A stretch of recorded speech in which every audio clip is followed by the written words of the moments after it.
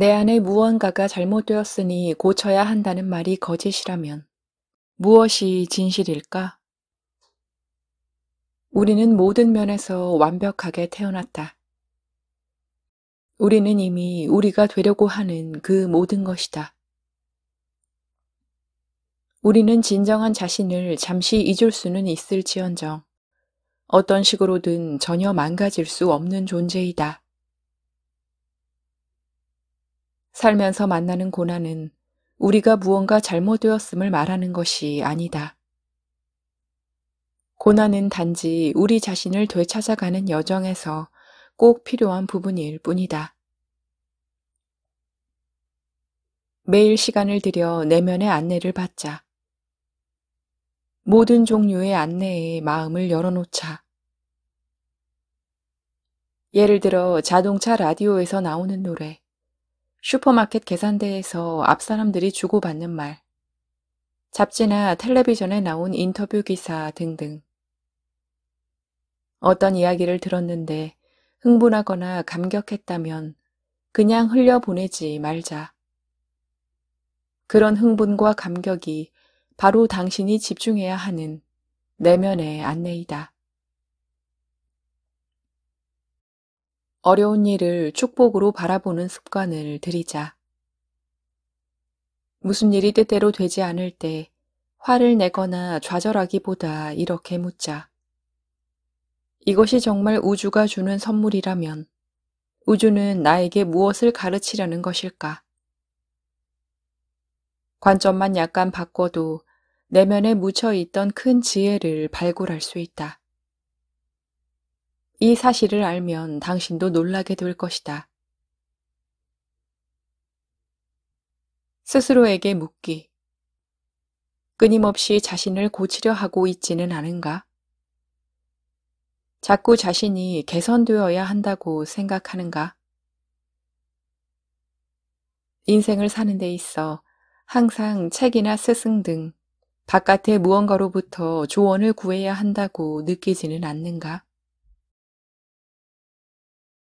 나에게 필요한 답을 다른 사람이 갖고 있다고 믿으면서 내 힘을 그 사람에게 줘버리고 있지는 않은가?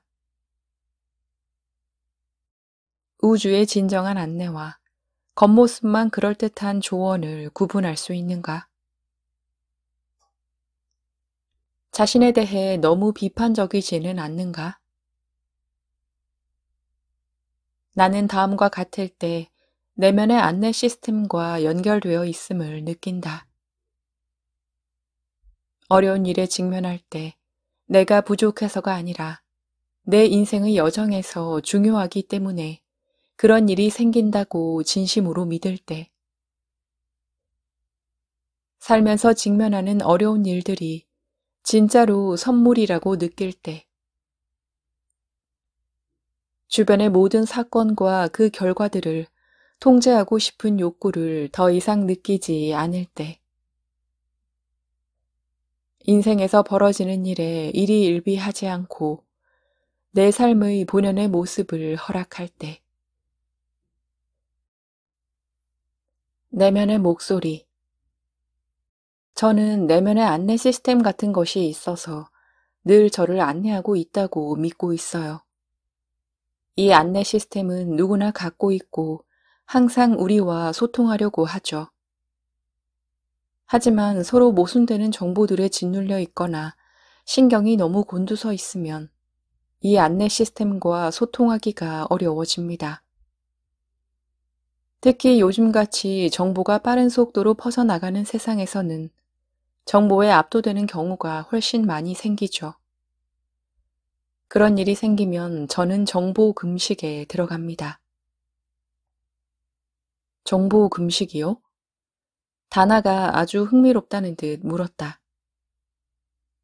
하루나 이틀 정도 밥을 먹지 않듯이 하루 이틀 정도 외부로부터 새로운 정보를 전혀 받지 않는 겁니다. 더 길게 하면 더 좋고요. 그렇게 머리를 비우면 내면의 안내 시스템이 저에게 하는 소리가 들리기 시작해요. 그것은 세상 모든 곳에서 오는 소리 같기도 하고 세상 밖에서 오는 소리 같기도 해요. 저는 제가 육체 이상의 존재라는 걸 잘 알고 있답니다. 물론 이건 제가 임사체험을 하면서 알게 된 거예요.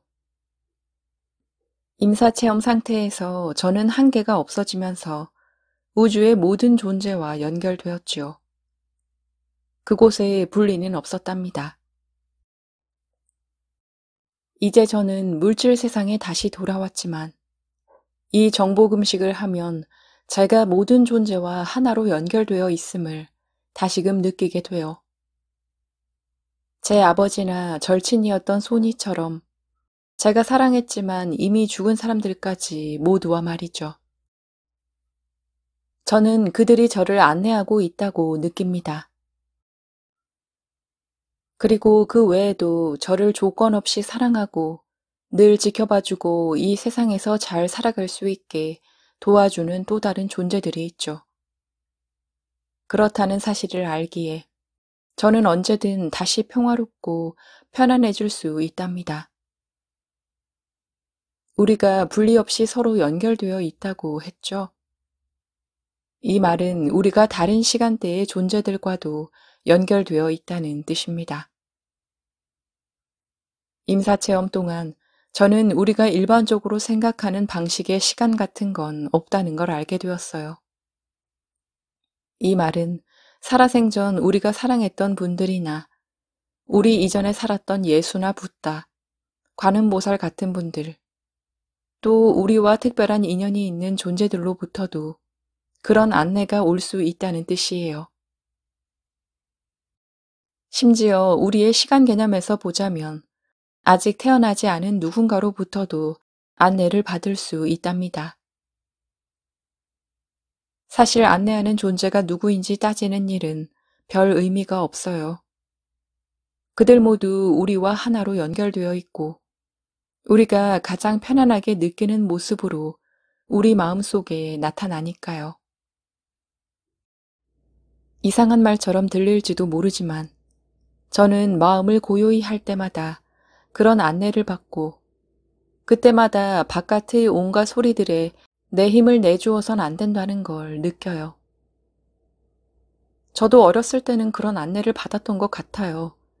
하지만 자라면서 그 느낌을 잊어버렸어요. 다나가 흥분한 듯 말했다. 대부분의 사람들이 그럴 거예요. 우리는 모두 내면의 안내를 들을 수 있는 능력을 갖고 태어나죠. 하지만 살면서 주변의 시끄러운 목소리들에 귀 기울이다 보면 그 능력을 잃어버리게 돼요. 어떻게 보면 인생이 우리의 타고난 힘을 박탈해버리는 것처럼 보이죠. 내가 잘못된 선택을 하면 어떻게 하지?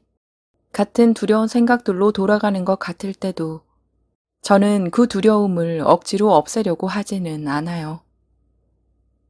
그럼 그 두려움을 두려워하게 되고 두려움이 생길 때마다 자책하게 될 테니까요. 그러니까 그냥 두려움이 거기 있구나 하고 바라보기만 하는 거예요. 하지만 동시에 조용히 새로운 생각들도 하죠. 자신에게 이렇게 말하는 겁니다. 좋아, 아니타. 이제 다시 행복해질 때야.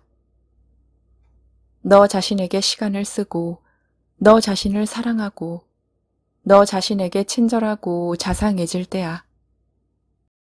그리고 재미있고 흥미로운 일을 하면서 자신을 잘 돌봐야 할 때야. 저는 또 이렇게 자문하기도 해요. 어떻게 하면 나 자신을 더 사랑할 수 있을까? 어떻게 하면 나 자신을 더 많이 지지할 수 있을까? 내가 정말로 나 자신을 사랑한다면 지금 무엇을 하고 있을까? 어떻게 하면 나 자신에게 매일 더 많이 사랑하고 더 많이 지지한다는 걸 보여줄 수 있을까? 라고요. 그런 다음 생각나는 것들을 적어두고 매일 정말로 그 일을 해봐요. 또 이렇게 자문하기도 합니다. 내가 오늘 완전히 회복된다면 어떻게 축하하지? 그리고 밖으로 나가서 그때 생각난 대로 실제로 축하를 합니다. 건강한 삶은 정말 축복이니까 우리는 매일 그 축복받음을 자축해야 해요. 보통은 병에 걸려서야 건강한 삶이 얼마나 큰 축복인지 알게 되지만요. 저는 또 두려움이 아니라 사랑에서 나온 행동을 하고 또 그러고 있다고 느끼는 것이 아주 중요하다고 생각해요.